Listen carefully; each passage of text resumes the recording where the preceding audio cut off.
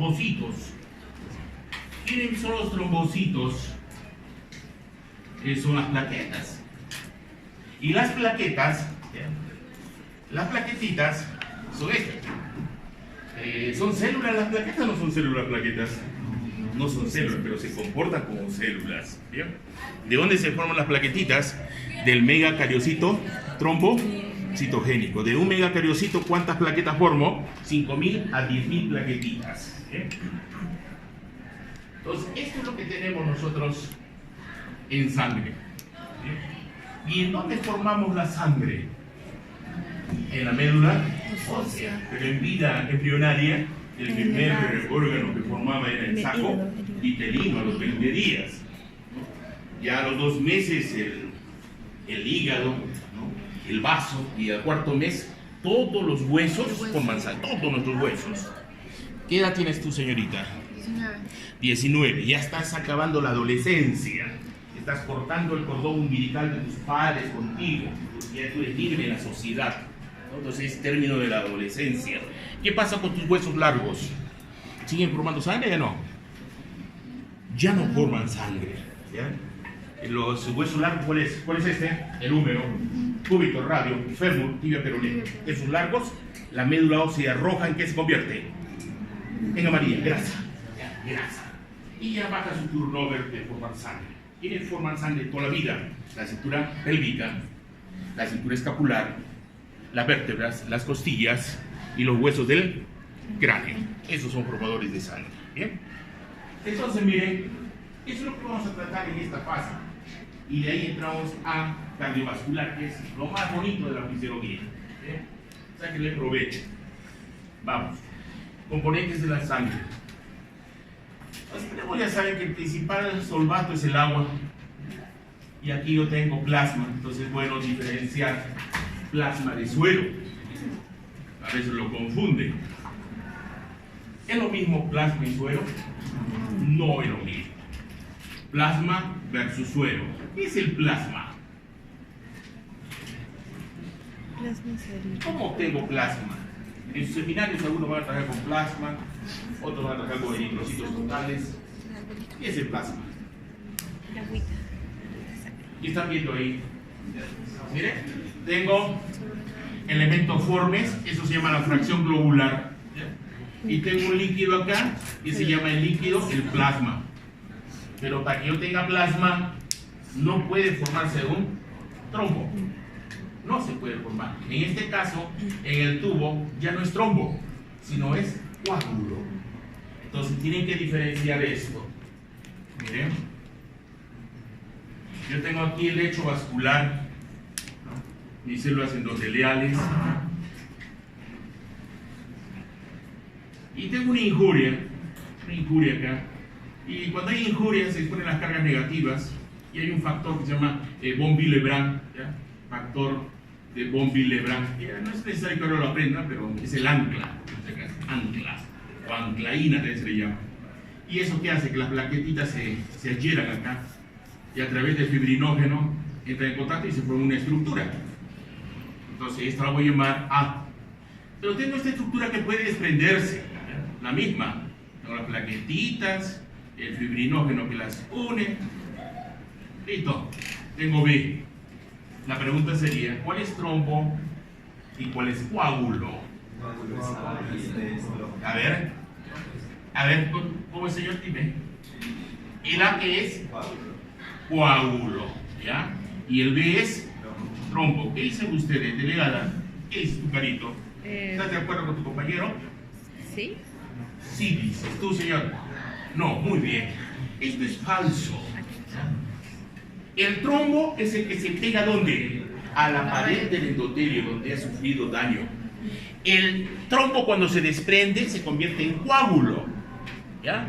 Y es el que provoca embolia. Embolia. Entonces, conclusión, ¿qué he aprendido el día de hoy? Que el trombo, ¿qué es? Es la estructura que impide la hemorragia. ¿Para qué? Para recuperar la citoarquitectura dañada. Eso es. ¿Eh? Eso se llama en conjunto hemostasia. ¿Ya? Y es diferente a homeostasis, ¿se acuerdan? Esto ya es hemostasia. Bueno, cuando yo quiero obtener suero y cuando quiero obtener plasma son dos cosas distintas. Acá utilizo un anticoagulante. ¿Qué anticoagulante puedo utilizar para clínica? EDTA. O, no, heparina tan solo cuando hago gases arteriales. No puedo utilizar heparina, si no se produce el Rouleaux. Entonces, citrato de sodio. Pero ¿cuándo utilizo el citrato de sodio? Tan solo para hemostasia. Hemostasia. Quiere decir, cuando quiero ver trombocitos, plaquetas. Pero quiero ver leucocitos y eritrocitos, EDTA. Ustedes, por ejemplo, van a trabajar con EDTA. ¿Bien? Entonces, el EDTA, lo van a reconocer, es un tubito, es en vacío, es un Vacutainer, y que tiene una tapita de color violetita. ¿Ya? No es azul, es violetita. Y ahí en el laboratorio hay, ustedes piden, quiero Vacutainer EDTA. Necesitan eso, necesitan una aguja también, ¿no? Amarillita, que tenga buen calibre para sacar sangre, y una ligadura. ¿Ya han aprendido a sacar sangre? No. Es importante sacar sangre. Bueno, en cambio el suero no anticoagulante. No puedo utilizar anticoagulante. ¿Por qué? Necesito que se forme, en este caso, el coágulo. Y cuando exuda un líquido amarillento, ese es el suero. Entonces, ¿cuál es la diferencia entre suero y plasma? Que el plasma tiene los factores de coagulación. En cambio, el suero no tiene los factores porque ya se formó el coágulo. Y para obtenerlo, yo tengo que llevarlo a la sangre sin anticoagulante a 37 grados centígrados por 15 minutos. Y voy a ver que en el tubo lo centrifugo y voy a ver acá mi coágulo y arriba va a ser el suero. ¿Bien? Ahora, ¿qué tenemos en el plasma, no? El plasma, el principal componente viene a ser agua. Y ese es el que genera, ¿qué? La presión hidrostática. Pero también tenemos una fracción proteica, ¿o no? ¿Se acuerdan? Y había proteínas que eran las albúminas. ¿Cuál era la principal función de las albúminas? Presión oncótica o coloidosmótica. ¿Y para qué es importante la presión oncótica? Para el equilibrio hemodinámico de Frank Starling, para que retorne el plasma en el extremo venoso. Globulinas, ¿para qué son importantes las globulinas? Para la función inmunológica. ¿Cuántas inmunoglobulinas conozco? 5. ¿Cuál es la más grande y pesada? La M, innata. La G, adquirida. La A, secreciones. La E, alergia. Y la D, estimula la interacción de los antígenos con el plasmocito. Esa es su función. Bueno, ¿qué más tenemos? Fibrinógeno, coagulación. Y ya ustedes son especialistas en esto. ¿Qué acá en el agua además hay iones? ¿Cuál es el principal ion? El principal ion es el sodio. ¿Cuál es el ion que se encuentra en poquísima concentración dentro de la célula? Pregunta el examen. Es nunca se han olvidado. ¿Han fracasado? El próximo año ya no fracasa. Uno no puede tropezarse con la misma piedra 2 veces. Una vez nada más, ¿no? Nutrientes voy a tener ahí.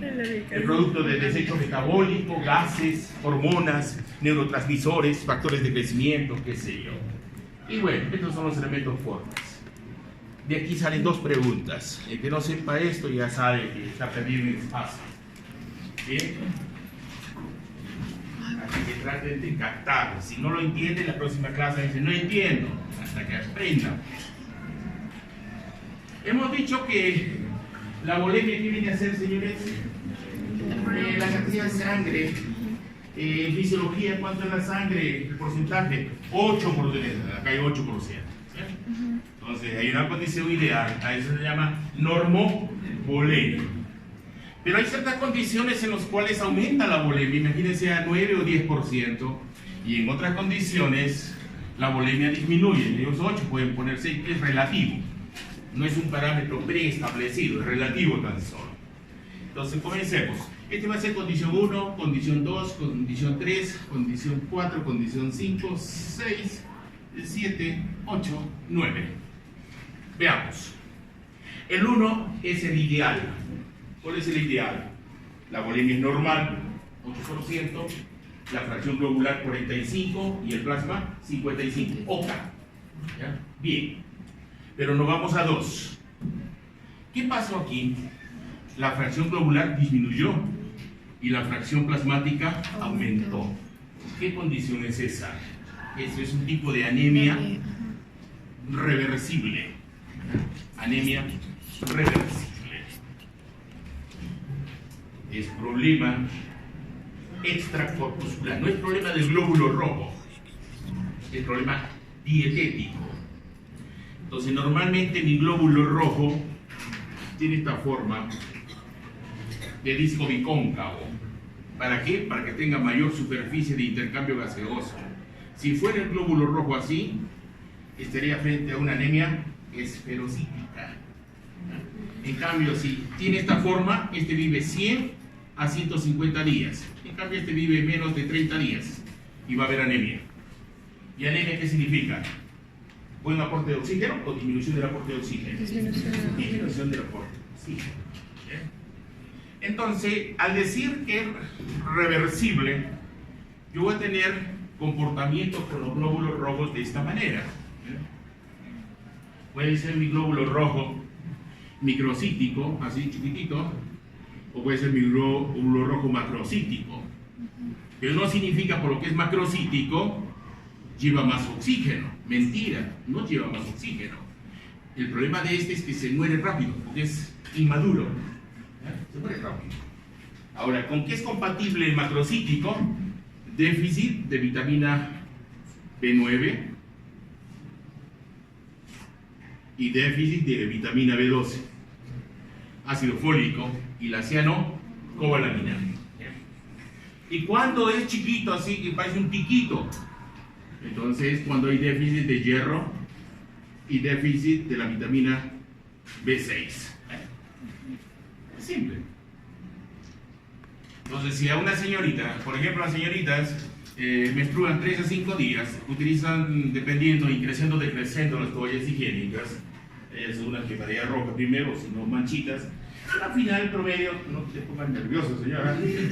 Hablo de menstruación y te caes todo. ¿Ya? Normalmente las mujeres pierden de 70 a 110, ¿ya? 70 a 110 mililitros de sangre menstrual, ¿ya? Esa es su pérdida. Y es fisiológica, ¿eh? Porque no hubo embarazo. Pero por cada 2 mililitros de pérdida, pierden 1 miligramo de hierro. Y si pierden hierro, ¿qué va a pasar con sus glóbulos rojos? ¿Van a tener cromicidad normal o van a ser pálidos? Van a ser hipocrómicos. Y si son hipocrómicos, llevan la misma cantidad de oxígeno, considerando de que el 95% del peso del glóbulo rojo es hemoglobina. Dicho de otra manera, el glóbulo rojo es hemoglobina. ¿Por qué la sangre es roja? Por la ¿Ah? ¿Por qué roja? Por la hemoglobina, por el hemo. ¿Y el hemo qué era? La protoporfirina 9 más hierro. Entonces, normalmente mi sangre debe tener hierro en estado ferroso, pero nosotros tenemos en el oxígeno, perdón, en el aire tengo oxígeno, ¿y en qué se convierte? En férrico. Los alimentos que yo consumo, ¿cómo están? ¿Ferroso o férrico? Férrico. Por eso que la mamá siempre les da con limón, una ensalada con lechuga y limón. ¿Qué hace el ácido ascórbico? Reducen el hierro más 3 al hierro más 2 para que puedan ser absorbidos por los duodenocitos, si no, no se absorben. ¿Ya? Y es la manera de absorber. Pero ¿cómo lo transporto? Como férrico, no como ferroso. ¿Y cómo lo utilizo? Como ferroso. Simple.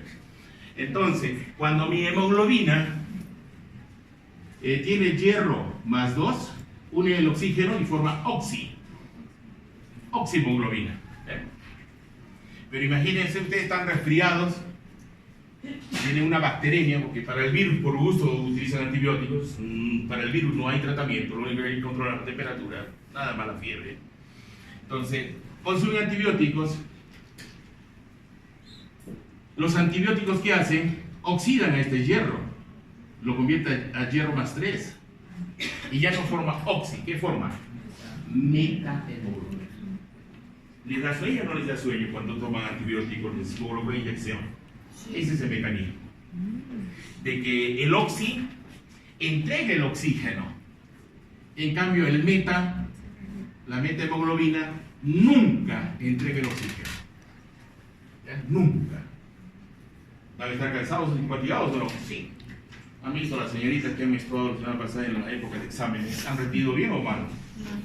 Han rendido mal. Porque han perdido sangre. En cambio, tú has perdido sangre, Señor, no has perdido nada. Tú estás enamorado y es otra cosa. Y el enamoramiento también es fisiológico, ¿cierto? Pasamos a la condición 3. En la condición 3, esto es la regla, no soy yo tengo aumento de la fracción globular, ¿mira? Y tengo disminución del plasma. ¿Con quién es compatible? Y el volumen de sangre es normal. Eso se llama poliglobulia o policitemia secundaria. ¿Ya? Por ejemplo, en Arequipa tenemos eso, ¿no? Sí. ¿Por qué? Por la hipoxia, así se llama. El término correcto es hipoxia hipóxica. ¿A qué se refiere la hipóxica? A la menor presión parcial de oxígeno. Si yo les pregunto, a ver, vamos, acá los tengo, de llegar, si un hermano, traerme una lista, vamos a conocerlos, Edwin Tomás Herrera de Damiani, ¿quién es? Yo te conozco hace tiempo, no sé de dónde, pero te conozco. Dime, el oxígeno que hay en Arequipa, en concentración, comparado a lo que hay en Camaná, ¿es lo mismo o es diferente? ¿Es diferente? A ver, dime, a ver. ¿Es lo mismo o es diferente? Imagínate, tú estás acá en una playa nudista, ¿ya? Estás en el Conto, ¿ya? En el Conto estás tú. Y ahí el aire pesa una atmósfera. Y una atmósfera es 700 torrs o milímetros de mercurio. Entonces, ese aire, el principal gas es el nitrógeno, tiene cerca del 79%. El otro gas es oxígeno, cerca del 21%. Cerca, por eso no les doy el real. Porque si quiero oxígeno es 20,89. Si quiero nitrógeno es 78,56. Son valores que tienen que tener en mente. Si ustedes no hacen eso, están perdidos. Es mejor a largo plazo. No tengan razón para corto plazo. No es un chape. Es una relación estable. El chape es un choque y fuga. Te conocí ahora y ya me olvidé mañana. La fisiología no puede hacer eso. Es una unión muy estable. ¿Bien? Entonces, vamos. Arequipa está aquí. Esto es 10.000 metros. Ya no hay aire ahí. Ya no podemos ni hablar. ¿Ya? ¿No podemos comunicarnos en aire? No. Porque nosotros podemos, por el choque de las moléculas, hablar, escuchar el sonido. Bueno, acá está 5.000 y acá está Arequipa, 2.340 metros sobre el nivel del mar, a nivel del Tuturutu. La pregunta de Norma es, aquí en Arequipa, ¿el aire tiene 21% de oxígeno? ¿Sí o no? Es clave para la epidemiología. Me voy a Morococha, luna y miel acá, cerca de los 5.000 metros. Trepo acá, Morococha. O si no, me voy al Everest, 8.800, de luna y miel, con mi tanque de oxígeno y 2 novias. No respondo. ¿Qué voy a responder, pues? A 8.800. En el Everest, el aire tiene 21% de oxígeno, pero ya no tengo la misma presión. La presión aquí a nivel del mar es 760, pero en Arequipa es 500 80, es 578 real, ¿ya? 578. 580. ¿Qué pasó con la presión del oxígeno? ¿Aumentó o disminuyó? Disminuyó. Entonces, cuando ustedes juegan fútbol, se van a la costa, ¿la pelota pesa más o pesa menos? Pesa menos. Más. Y en cambio, en altura, menos. ¿Dónde hierve más rápido el agua? ¿En Arequipa o en la costa? En la costa. En Arequipa. Por la lenteja- menor presión. La lenteja costa. A nivel del mar es 100, el punto de ebullición. En Arequipa debe ser 94.8. Me voy a Cusco, Puno, en 90 y casi 90. ¿Han llevado físico-química? Esos experimentos se conocen. Pero bueno, no me interesa la ebullición porque nunca lo voy a hacer hervir a ustedes. Lo único que me interesa es lo siguiente: que el contenido de oxígeno no varía. Siempre es 21%, siempre. Y lo que varía es la PO2. Esta disminuye a mayor altitud. ¿Ya? Imagínense que el señor que está en la playa nudista tiene 159 acá, ¿ya? A nivel del mar. Cuando sube a 5000 es la mitad de 159, 80. Y si sube al Everest, ya pues ya no es ni 40. Por eso tiene que subir con su tanque de oxígeno. Entonces repito, el contenido de oxígeno en Arequipa es más o menos. Es idéntico, de 0 a 10.000 metros. Lo que varía, ¿qué es? La presión parcial de oxígeno. A eso, ¿cómo lo llamo? Hipoxia hipóxica. ¿Ya? ¿Y qué desencadena? Policitemia secundaria. ¿Ya? ¿Y qué es la policitemia secundaria? ¿Qué viene a ser la policitemia secundaria? Aumento de la masa roja y disminución del plasma. ¿Cómo es el individuo de los Andes? A ver, ¿cómo es el individuo de los Andes? ¿Tiene más sangre o no tiene más sangre? Sí, tiene más, perdón, no es que tenga más volemia, tiene más masa eritrocitaria, más eritrón. Listo. ¿Tiene mayor angiogénesis? ¿Qué es angiogénesis? ¿Ah?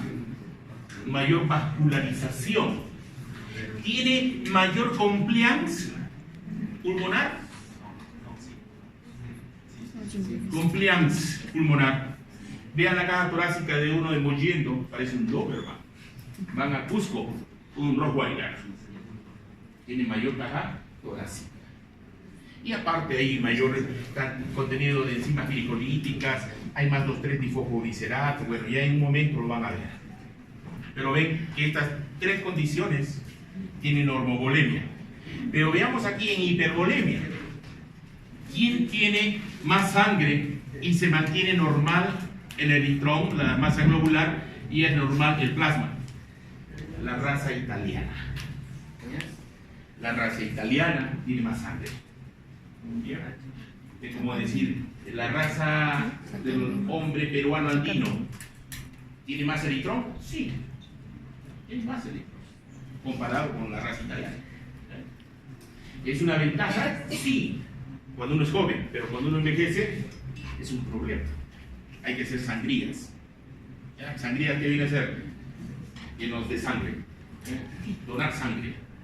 ¿Bien? Vamos a la condición 5. Eso se llama hidremia gestacional. ¿Ya? Las señoritas, por ejemplo, dentro de media hora se van a embarazar. Entonces, la hormona que tienen ahora es la 17 beta estradiol, ¿no? Y la que va a aumentar en el embarazo, aparte de la progesterona, es el estriol. ¿Y quién es el estriol? Es un estrógeno del embarazo. ¿Ya? Pregunta el examen. ¿Ya? Entonces, ¿y qué pasa con la mujer en el tercer trimestre de embarazo? ¿Retiene agua o no retiene agua? ¿Han visto cómo sus piernitas, sus bracitos comienzan a retener agua? Eso se llama hemodilución o hidremia gestacional. Entonces le hacemos su hematocrito, me sale 35. ¿Voy a hacer el diagnóstico de anemia? No, pues, porque si le doy hierro por gusto, Lo único que está pasando es que está reteniendo agua. Y al retener agua, ¿qué pasa con la fracción globular? Baja. Hemodilución. ¿Y quién aumenta? El plasma. ¿Bien?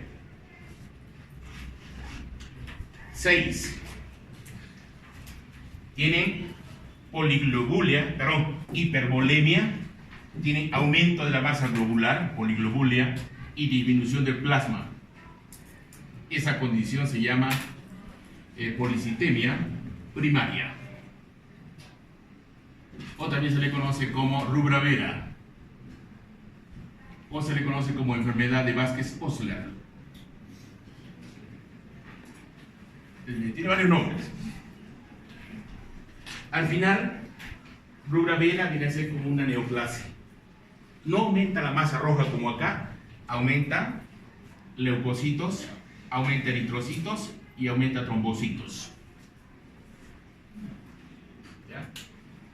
Y se debe a una mutación, ya les diré, de una quinasa. Ahorita no, por gusto les explico.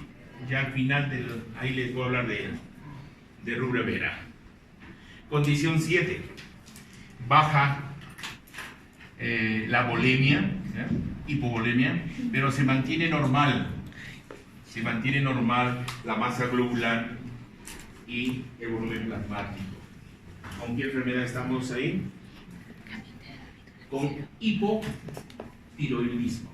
El hipotiroideo baja su volemia, pero mantiene la fracción globular y plasmática. 8.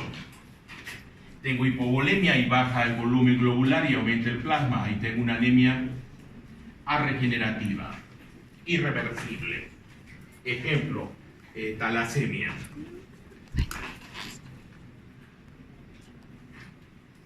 Hay talasemia alfa, talasemia beta. Bueno, talasa viene del mar. En el Mediterráneo hay esa enfermedad. Y el problema, ¿cuál es? La síntesis de hemoglobinas. Entonces, ¿qué pasa aquí? No es dependiente, como habíamos visto, ¿se acuerdan de la microcítica? ¿Qué le faltaba a la microcítica? Hierro. ¿Ya? ¿Qué le faltaba más? Vitamina B6. ¿Y en la macrocítica qué le faltaba?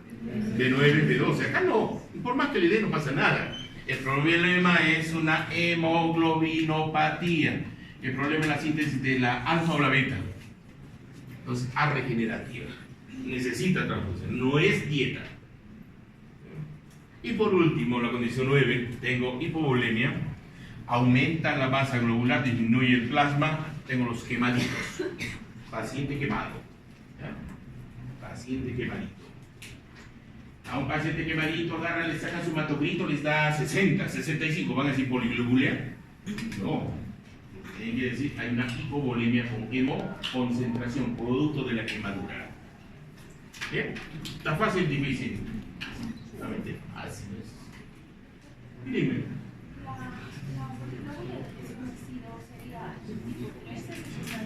Ya. ¿Qué pasa con los recién nacidos? Los recién nacidos, por ejemplo, le hacen su hematocrito y les sale normalmente, por ejemplo, el hematocrito debe ser para una mujer entre los 40 y 46. Un hombre a nivel del MAT debería ser entre los 45 y 55, pero cuando sale el hematocrito a ustedes van a ver 60%. Pero es producto de la hipoxia. Y los bebitos nacen con poliglobulia, ¿no? Pero después se normaliza. Pero no es ni una ni otra. ¿Ya? No es ninguna ni otra. Recuerden que el bebito, el recién nacido, ¿cuánto de agua tenía? 80%. ¿Se acuerdan? Pero después ya no es una patología ser nacido, recién nacido. Solo que los leucocitos aumentan. Y es normal que estén aumentados, orden de 20.000, que para nosotros sería infección. Pero para el bebito es normal. Hematocrito le hago y está elevado el hematocrito y veo que el hematocrito es 60, 65. Pero no es patológico. Esto sí es patológico. ¿Eh? No es patológico. No es ni primaria ni secundaria, ya se normaliza posteriormente. Vamos. Hematopoiesis. La hematopoiesis viene a ser la formación de la sangre a partir de una célula madre. ¿Cuál es la célula madre? El stem cell. ¿Y la división es simétrica o asimétrica? ¿Se acuerdan o no? Por ejemplo, a partir de este stem cell se forman todos estos, dos líneas, la linfoide y la mieloide. De la linfoide, linfocitos, de la mieloide, eritrocitos, plaquetas, monocitos macrófagos y los granulocitos, que son polimorfos nucleares, basófilos y eosinófilos. Entonces, todo depende acá. La pregunta es, ¿la división es simétrica o es asimétrica? Ya les expliqué eso, fase 1. Es asimétrica. ¿Ya? Imagínense, por ejemplo, yo acá tengo mi stem cell, ¿no? Y yo voy a formar, por ejemplo, una célula mieloide pluripotencial, CMP. Entonces, imagínense que coloque CMP acá. ¿Qué sería? Simétrica sería. Se perdería mi stem cell. Entonces, para que se mantenga mi stem cell, ¿qué tengo que hacer? Mantener mi stem cell. Entonces, simétrica o asimétrica es asimétrica. Esa es la característica de las células madres. ¿Bien? Y se potencian con interleucinas, son potenciadores de la división, la 1, la 3, la 6, factores estimulantes de colonias, los andrógenos. ¿Qué son los andrógenos? A ver, comiencen a... ¿Cuáles son los andrógenos? La testosterona, aquí más, la dehidro y la androstenodiona. Y acá tenemos la dehidrotestosterona. Esos son los andrógenos. Entonces, si quieren ustedes formar sangre, ¿las mujeres tienen andrógenos o no? Sí. Tienen, si no serían amorfas. No tendrían vello axilar ni púbico. Aunque molesta, ¿no? Pero existe. ¿Los hombres tienen estrógenos o no? Sí, es obligatorio que tengan estrógenos. Hay, por ejemplo, los estrógenos tienen la función de capacitancia espermática. Si no hay capacitancia, ¿habrá fertilización o no? ¿Dónde se da la capacitancia? En el útero. ¿Qué estrógeno es el que participa para que dé capacitancia y lo vuelva al espermatosaurio turbo? Claro, lo vuelve intercooler. Pasa la trompa, el cuello uterino, entra al útero y de ahí tiene que migrar a las trompas de falopio para que haya fertilización. Entonces, si no hay capacitancia por E2, ¿quién es E2? El encite beta estral. Y es básico para la fertilización. Por ejemplo, hay lo que se llama la fertilización in vitro. ¿Qué significa fertilización in vitro? Que no es por coito, sino es en un laboratorio, ¿no? De tal manera que, ¿cómo yo hago capacitancia si no estoy utilizando útero? Tengo que, al sistema in vitro, tengo que añadirle ¿qué? Estrógenos. Vamos. Insulina es importante, T3, T4, que es el atriodo y la tetrayodo. Vamos. Y hablamos esto, creo. ¿Cuál es el primer formador de sangre a los 20 días? El saco vitelino. Casi a los 2 meses, el hígado. Después es el vaso esplenio. Y al 4.º mes, todos nuestros huesos forman sangre, toditos. Y cuando llegamos al término de la adolescencia, mis huesos largos, ¿qué hacen? Se transforman de médula roja a médula amarilla, grasa. Ya es grasa. Entonces ya no forman. ¿De quién dependo? De las vértebras, de la cintura pélvica, de la cintura escapular, de los huesos del cráneo, del esternón, de las costillas. De ahí dependo. Estos valores tienen que llevarlo a memoria a largo plazo. Por ejemplo, hay un seminario sobre vitamina B12, que es la cianocobalamina, y no van a medir la B12, que sería algo iluso. No van a medir. Lo que ustedes tienen que evaluar es el consumo de la B12 sobre esto: volumen corpuscular medio, hemoglobina corpuscular medio y concentración de la hemoglobina corpuscular medio. Pudieran hacerlo con ratas, pero lo pueden hacer con ustedes mismos, porque esto es inocuo. Si ustedes consumen B12 y si les falta o si están bien, se vuelven turbos, porque la B12 estimula la mielinización del sistema nervioso central. Todo estudiante debería consumir esto, ¿ya?, en época de exámenes. Pero además, la B12 con la B9, con el ácido fólico, lo que hacen es convertir el desoxirribonucleico a desoxirribonucleico para sintetizar ADN. Entonces, esta reacción es clave para formar eritrón. Entonces, ¿qué pasa si yo no consumo B9, B12? Anemia macrocítica. Simple. ¿Por qué? Porque es una anemia reversible y es por problema extracorpuscular, no es intracorpuscular. Entonces, si no quieren ustedes, y agarren ratas, 2 ratitas que sean del mismo sexo, ¿no? Las que tienen ahí ustedes son Windsor o Sprague-Dawley, no recuerdo, no sé cuál tendrán ahora, pero cualquiera, que sea mismo sexo, para poder comparar. ¿Y qué hace? La triada funcional del eritrón. En esta lista está la hemoglobina acá, que es el principal marcador, y abajo está el hematocrito y el recuento eritrocitario. Eso les van a enseñar en prácticas. Es sumamente fácil, la pirañita de 12 de mayo lo hace. Es facilísimo. ¿Cuánto uno demora en hacer esto en el laboratorio? Máximo será unos 10 minutos. Pero hay que saber, hay que conocerlo. Porque de la noche a la mañana ustedes van a hacerlo, no van a conocer cómo hacerlo. Teniendo esto, ya pues aplico la matemática nomás y digo, volumen corpuscular medio de mi eritrocito va a ser igual a hematocrito por 10 entre el recuento de eritrocitos.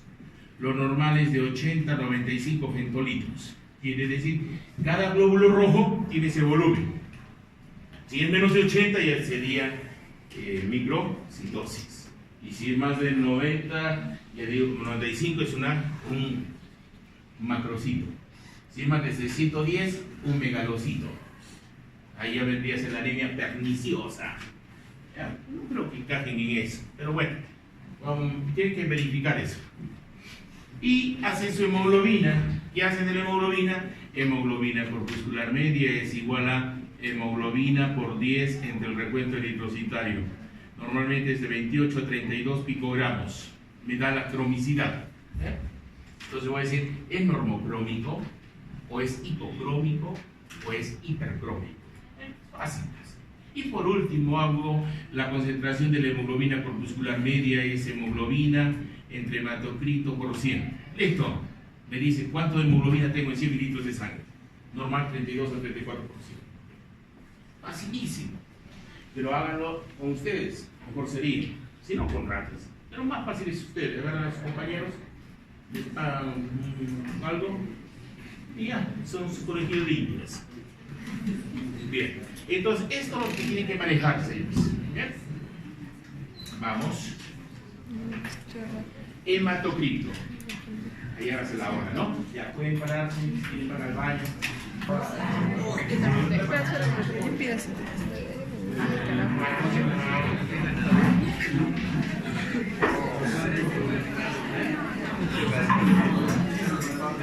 Ya voy, espérame.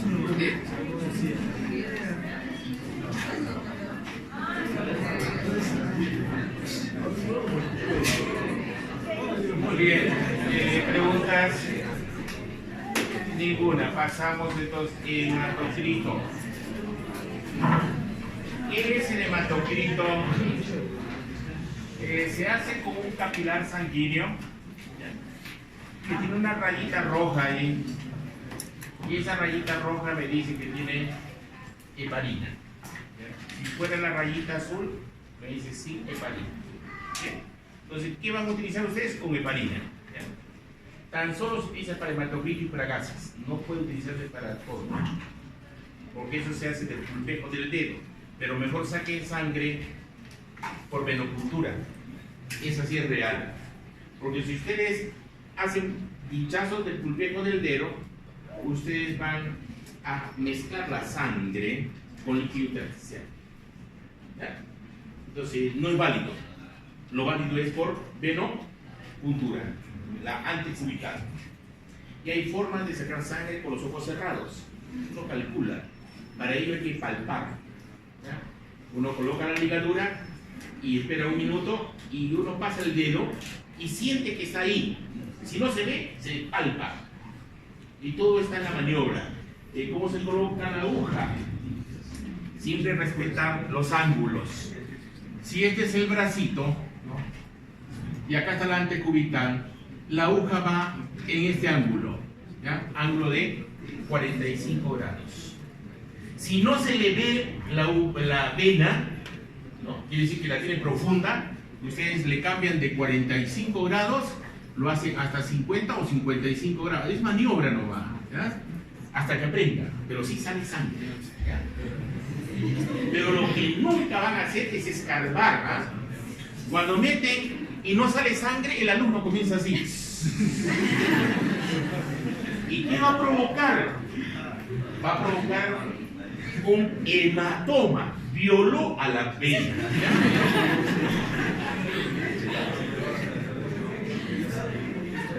Y el hematoma duele, ¿ya? Duele. Entonces, hagan buena praxis. Para eso está la práctica. Las doctoras tienen que enseñarles a ustedes la maniobra y decirles, esta está buena o esta es delgada y o profunda, y ella ya sabe. Y hay que saber, fáciles. ¿Bien? Vamos.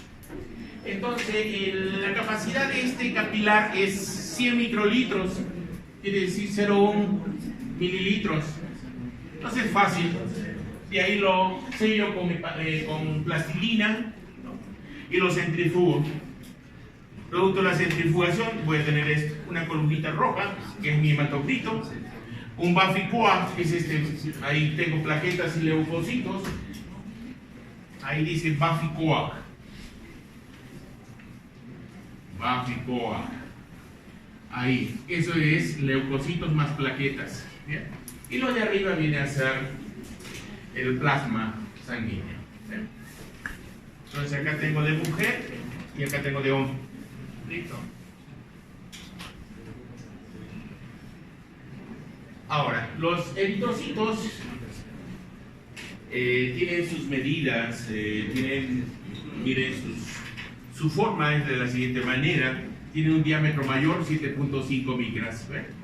El diámetro menor, 2 micras. Y uno interno, 1 micra. ¿Ve? Tiene sus medidas. Y tienen esta bolladura. ¿Para qué les dije que esta bolladura tiene mayor superficie de intercambio gaseoso? Si ven ustedes un glóbulo rojo de un Bosphorus, de un toro, ustedes no van a ver que tiene esa bolladura. Más bien lo tiene esférico. Entonces nosotros, por mecanismo adaptativo y evolutivo, hemos modificado la forma del eritrocito para que tenga mayor superficie de intercambio gaseoso. ¿Okay? ¿Qué más? Lo que ven aquí es una muestra de sangre que veo glóbulos rojos chiquitos, otros normocitos y otros macrocitos. Cuando yo veo esa estructura, yo digo, eso es anisocitosis. ¿Ya? Pregunta el examen. ¿Ya? En cambio, si encuentro diferente forma, mira, acá está llorando este glóbulo rojo, este es un dacriocito, en lágrima. Acá tengo un estomatocito, acá tengo un esferocito. Entonces, eso se llama poiquilocitosis. Aniso, diferente volumen, y poiquilo, diferente forma. Ahora, entre glóbulo rojo y glóbulo rojo hay una distancia. Nunca pueden estar juntos, porque si el glóbulo rojo se une a otro glóbulo rojo, forma lo que se llama el Rouleaux o Rouleaux. ¿Y cuándo hay esto? Cuando existe inflamación, infección. Pues no puede haber esto. Porque imagínense que se apilen los glóbulos rojos, ya no van a hacer su acción primaria. ¿Cuál es la acción primaria del glóbulo rojo? Dar oxígeno. Ya no va a dar oxígeno. ¿Bien? Y este es un marcador, ¿no?, de velocidad de sedimentación globular que nos indica que hay inflamación. Entonces, ¿quién evita que se junten? Hay una nube electrónica acá, ¿bien?, en donde el ácido ciálico carga el glóbulo rojo negativo externo, así. y sea negativo con una nube electrónica positivo, que siempre el anión busca aquí, al catión, ahí no hay trans ahí. Siempre el anión que busca al catión. Entonces, misma carga eléctrica, ¿se atraen o se repelen? Se repelen.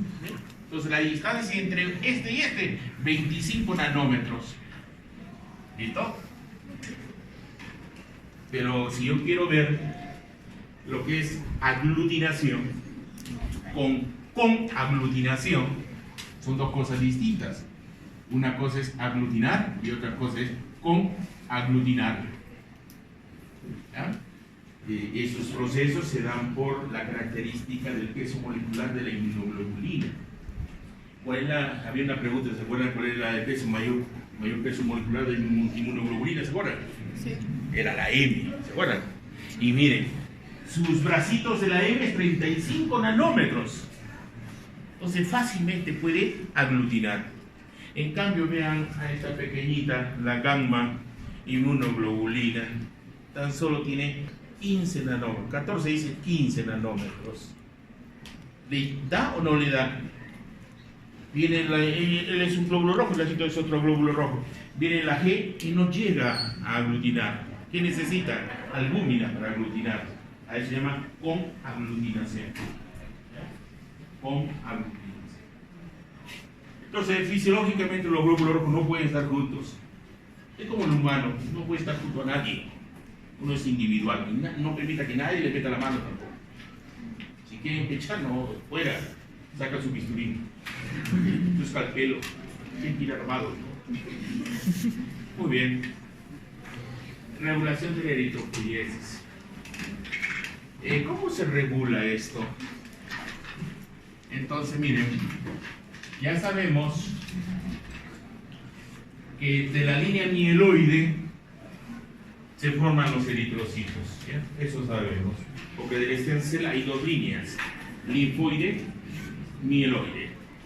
Entonces de la mieloide se forman los brotes, es unidad formadora de brotes eritroides, unidad formadora de colonias eritroides, y ahí tienen el proeritroblasto, el normoblasto inicial, intermedio, tardío, reticulocito, así llega la sangre como reticulocito, y 24 horas se convierte en eritrocito.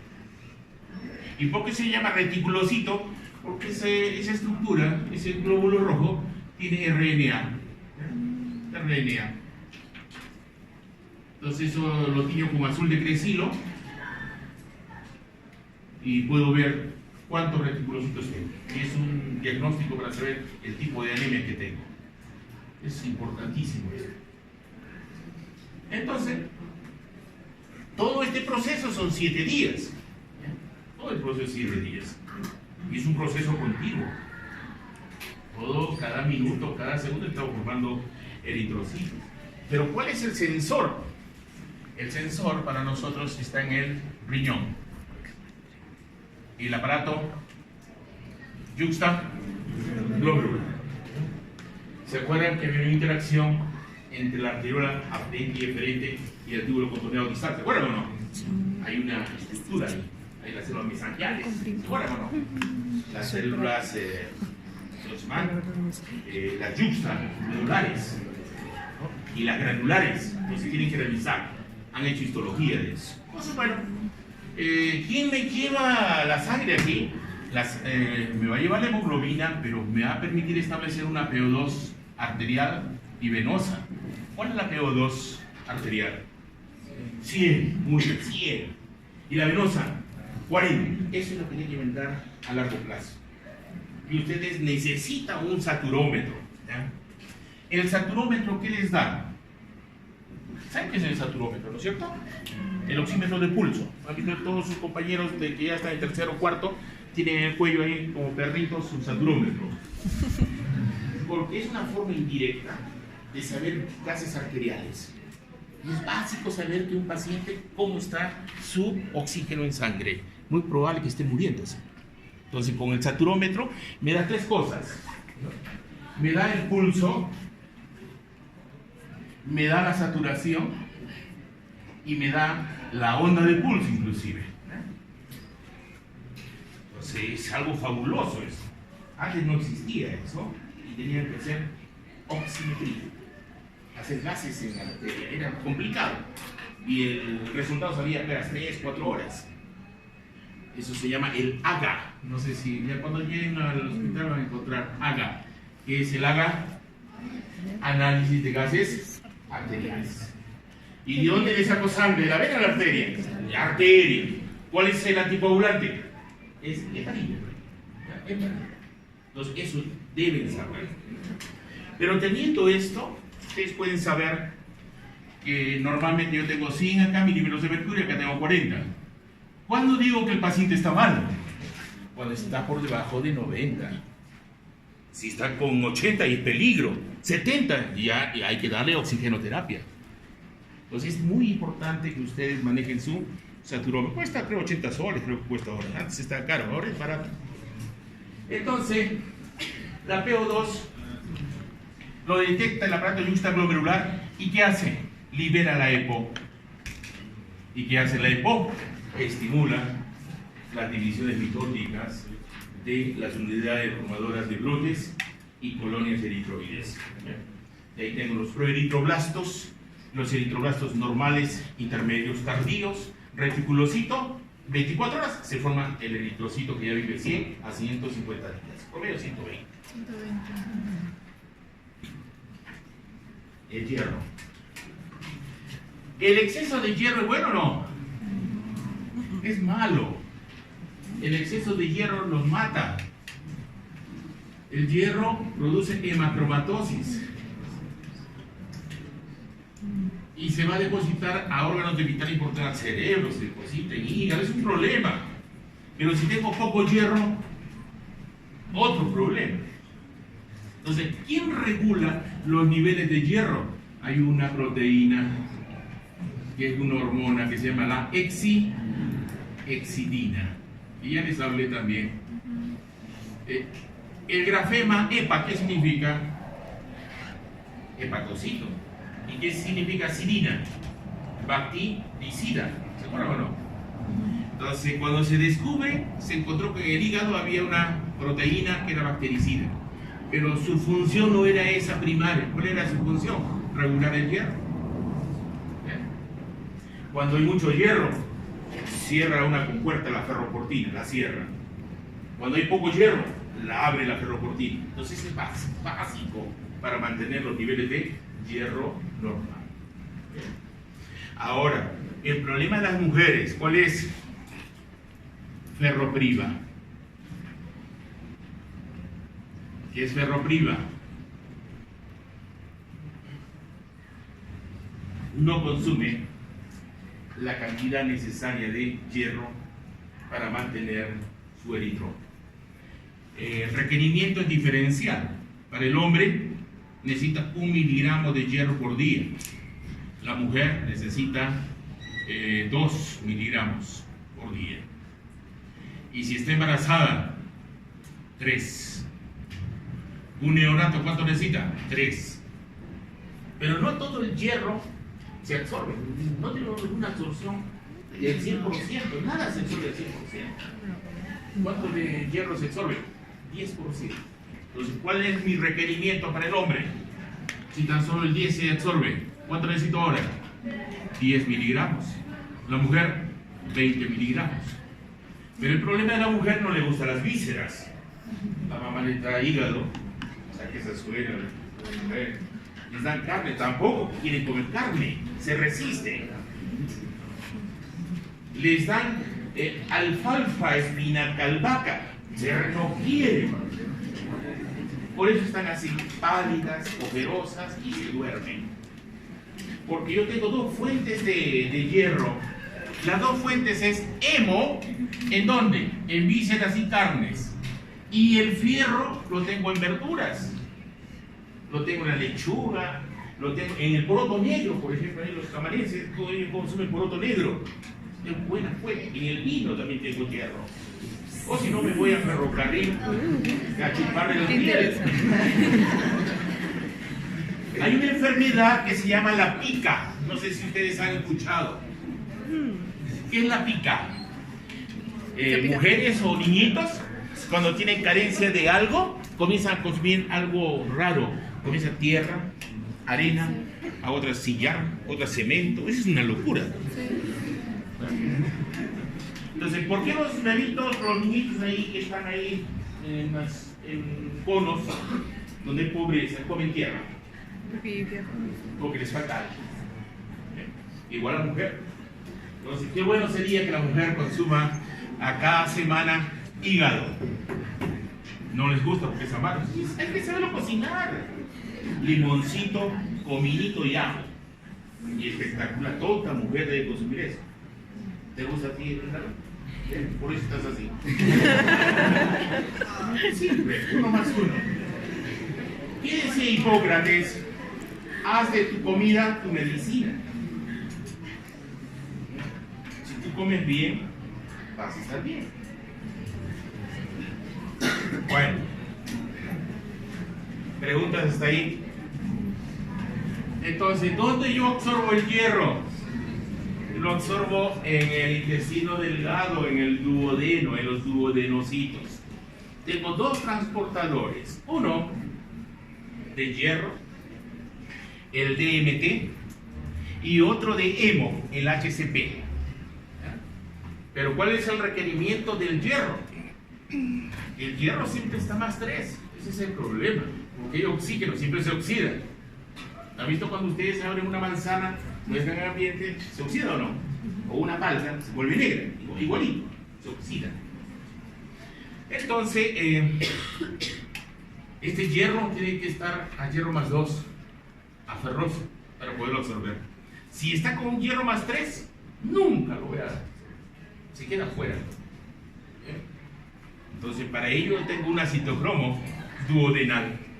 Pero si su mamá agarra y les da el hígado más su ensalada con limón, ¿qué tiene limón? Vitamina C. ¿Y qué va a hacer esa vitamina C? Va a reducir el hierro más 3 a hierro más 2 y lo puedo absorber. Es tan simple. Las mamás no saben fisiología, pero ya saben, quiere tener limón. Debe tener limón. No es por gusto.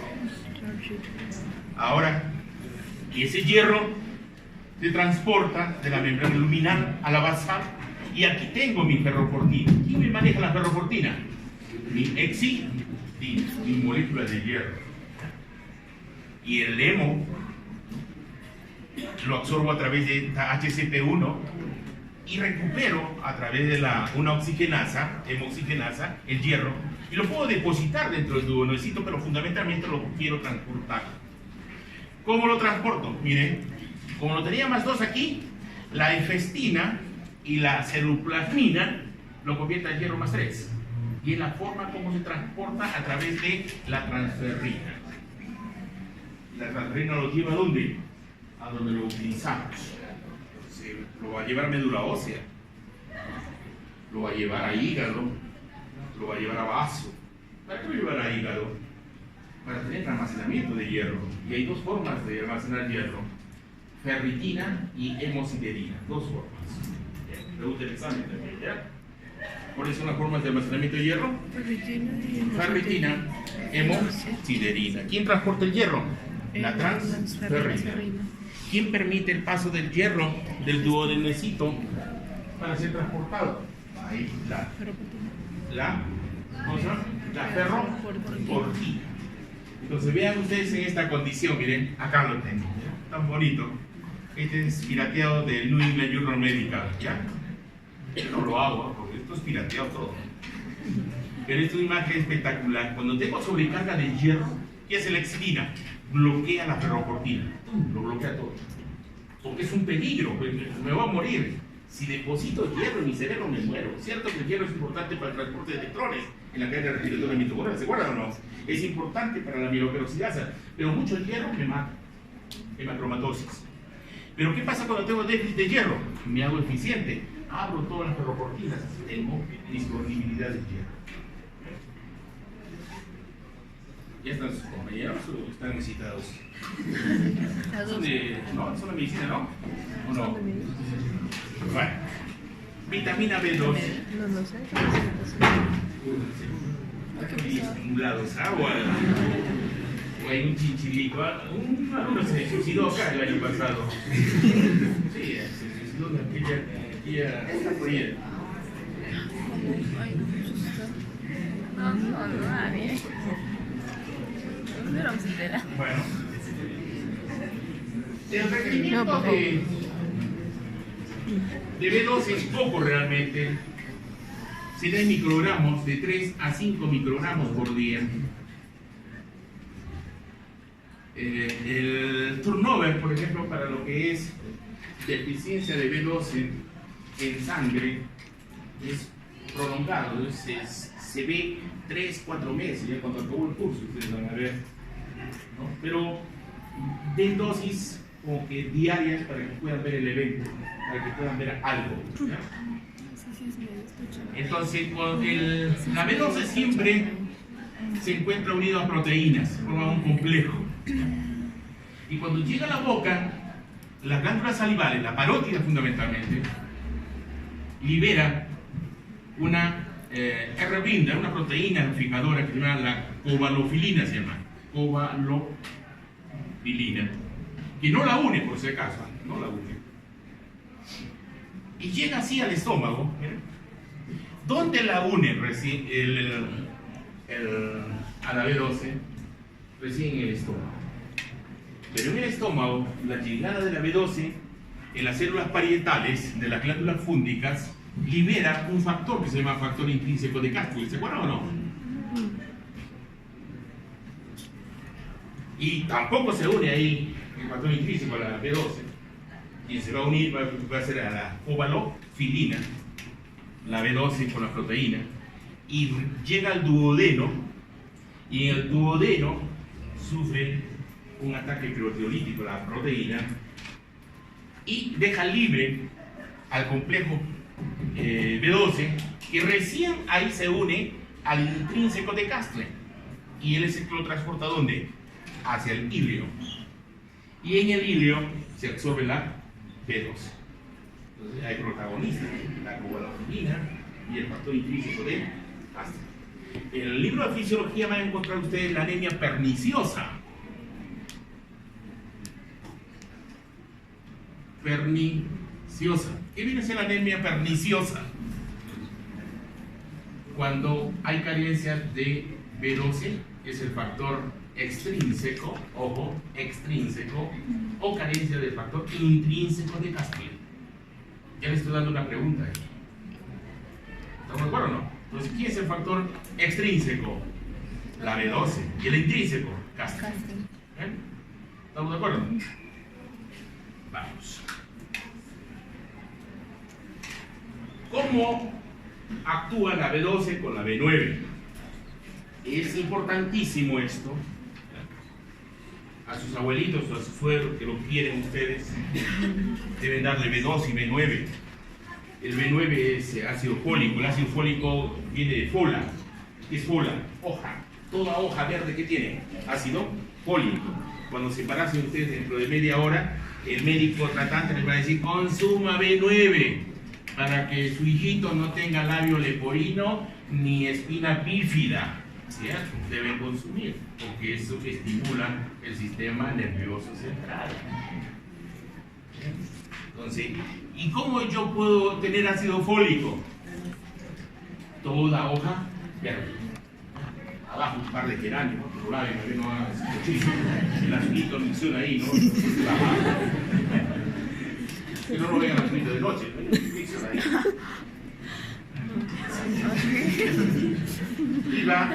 Iba la explicación a esto. ¿Saben por qué los viejitos tienen riesgo de enfermedades neurodegenerativas? Por ejemplo, Alzheimer, Parkinson, Huntington, cualquiera. Ya van a llegar a neuro. Neuro es próximo semestre que llegan, ¿no? Sí, no es probabilístico. El problema acá está esto, la homocisteína. Si uno acumula homocisteína, mi vejez va a ser triste.